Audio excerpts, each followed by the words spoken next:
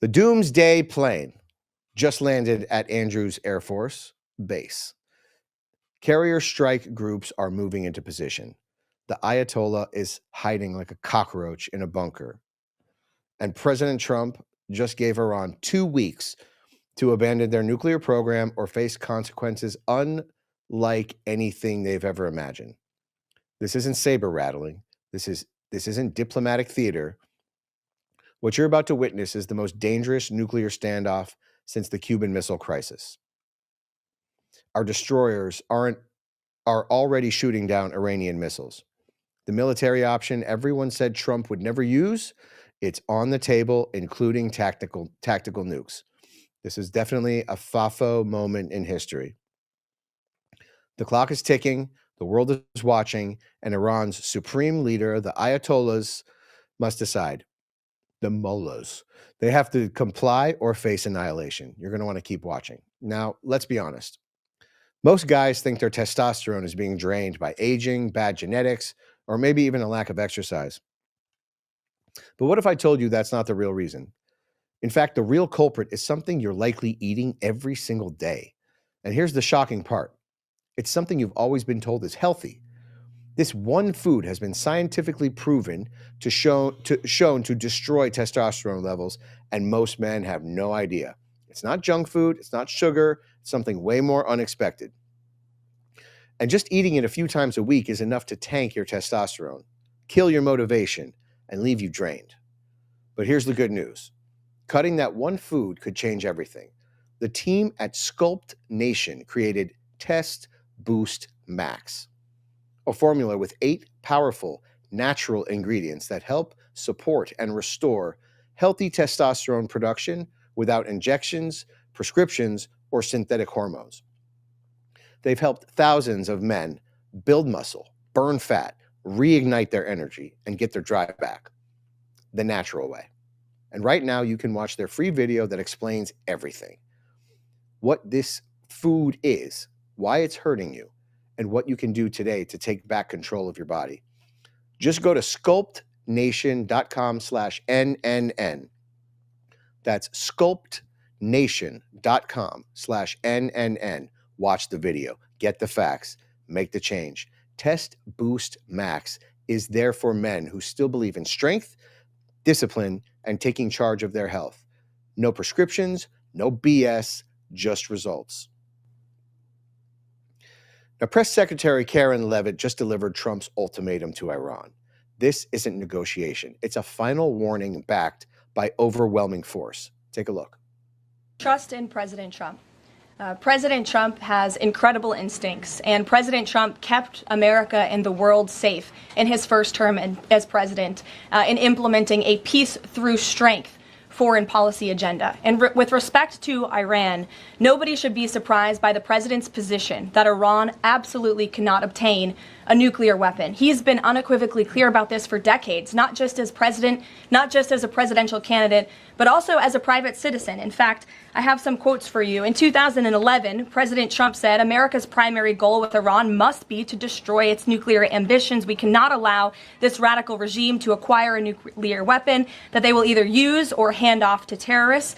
In 2015, the president said the problem is that Iran poses an existential threat to Israel, our Middle Eastern allies, and the United States. And of course, the president has repeated that in his first term as president and his second term as president as well. That's why he was adamantly opposed to the disastrous Iranian nuclear agreement that was implemented by President Obama. And it's why he has given great latitude and given a lot of effort to achieving a diplomatic solution. But he's been very clear. Iran went for 60 days when he gave them that 60-day warning without coming to the table.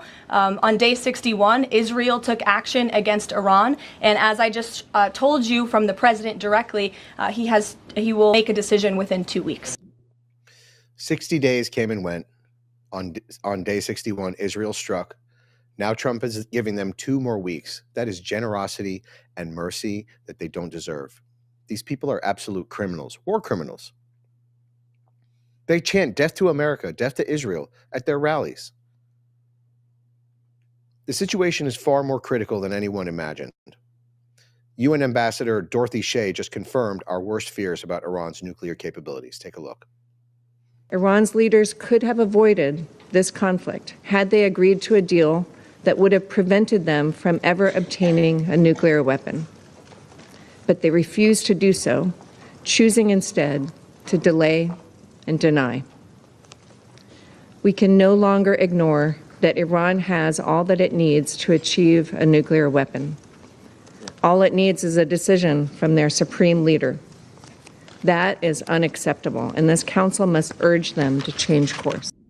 Yeah, we're definitely coming to a major precipice here because they have everything they need, except the supreme leader's final order, which all he has to do is give a thumbs up. And I mean, what country has a supreme leader anyway?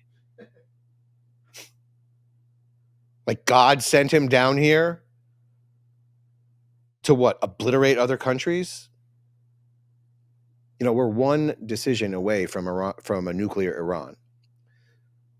And the beautiful thing about this is that Trump's terms are non-negotiable. Watch Leavitt spell out exactly what Iran must accept or basically have their country turned into glass. Take a look.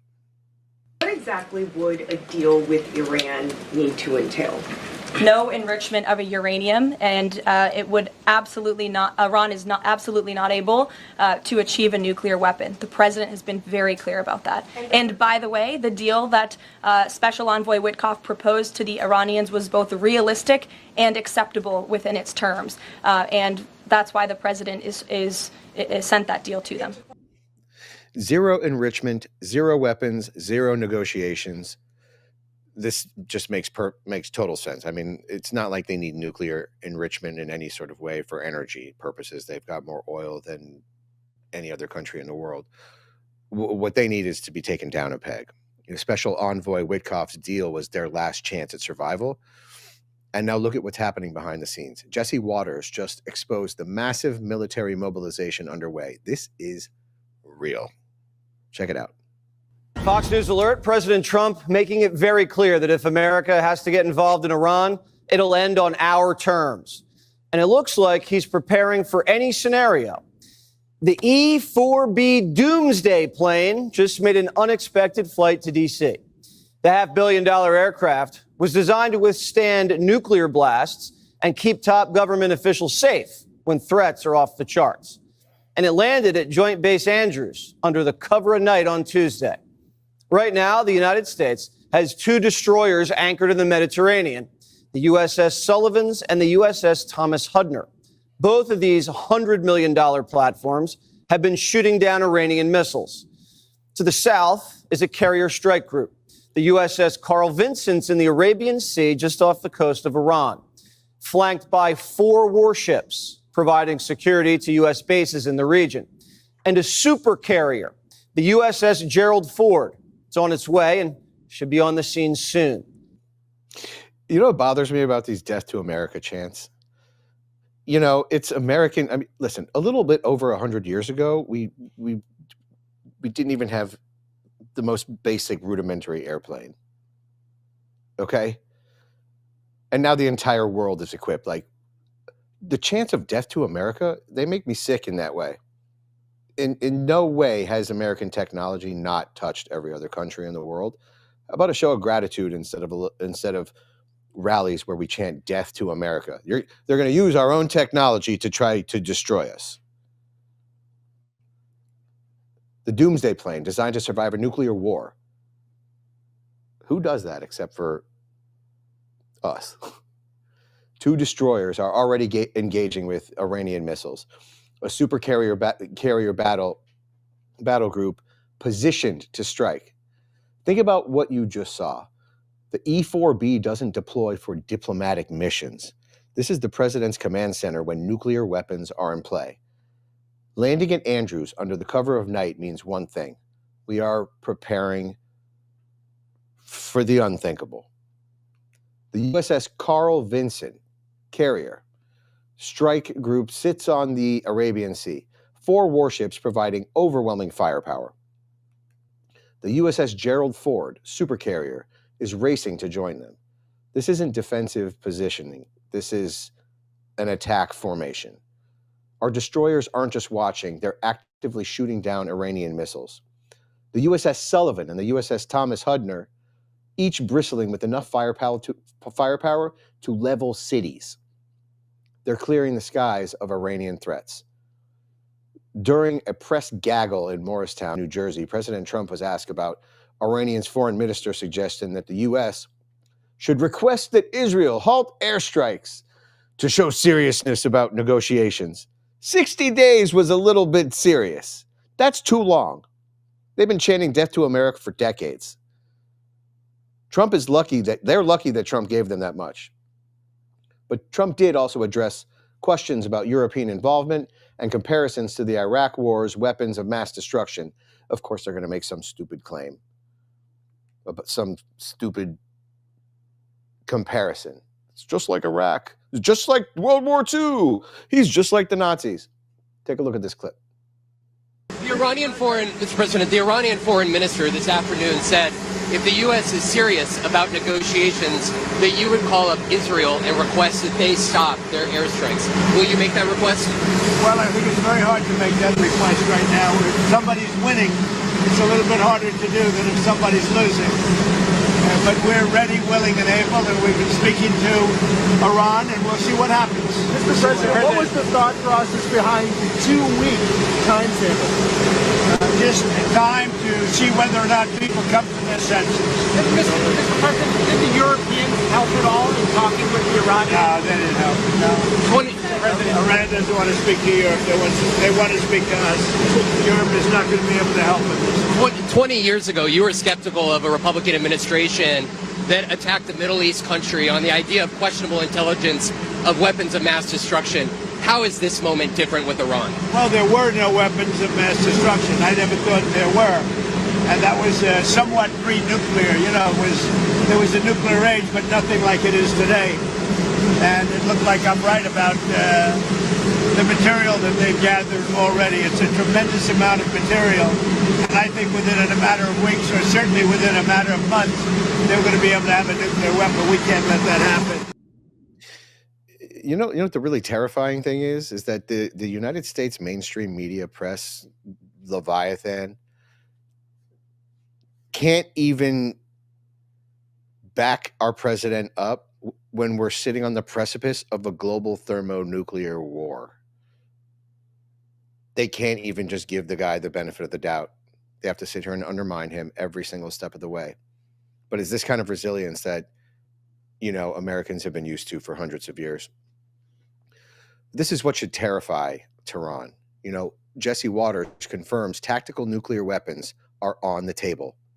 Not strategic nukes that end the world, but battlefield nukes that end Iran's nuclear program forever. The Ayatollahs, the mullahs thought they could wait out Trump. He thought 4 years of Biden's weakness gave him time to build his bombs. This was a miscalculation. Israel already proved that they can strike deep inside Iran. Their Day 61 attack was a message. We can reach you anywhere. We control your skies now. Now imagine what that same precision strike capability backed by American tactical nukes. For decades, presidents talked tough on Iran and then folded. They signed deals that delayed the inevitable or even encouraged the inevitable. They pretended that sanctions would stop cult, fanatic, hell-bent religious fanatics on getting the bomb. Trump is done pretending. 2 weeks. That's all Iran gets. Accept the deal, zero enrichment forever, or face a military response that ends their nuclear ambitions permanently. No more delays, no more games, no more time. The world watches to see if Iran's leaders will choose survival or suicide, submission or obliteration. And, listen, the word Islam means submission. They're not going to be submitting to Allah. They're going to be submitting to the United States of America. Now, if you got some value from this report, tap subscribe. My final thought is next. Now, this is it. This is going to be one of the moments that totally defines Trump's presidency and America's future, as if Trump doesn't have enough defining moments in the last decade. Iran has 2 weeks to surrender their nuclear program or face annihilation. No president since Truman has faced this choice: use tactical nuclear weapons or let a terrorist state go nuclear. The Doomsday plane circling Washington tells you Trump has made his decision. He will not be the president who let Iran get the bomb. Every appeaser who said we must accept a nuclear Iran, they're wrong. Every expert who said military options were off the table, they were wrong. Every politician who signed worthless deals, exposed. Trump drew the line and he means it. And the mullahs can't hide in their bunkers, the ones that are left of them anyway. But bunker busters don't care. They can threaten retaliation, but our arsenal ends nations. Now, here's my question. Can you say this phrase? Rubber baby bunker busters. Rubber baby bunker busters. Type yes or no in the comments below. And we want you to get your news gear at shop.nextnewsnetwork.com. Shop.nextnewsnetwork.com.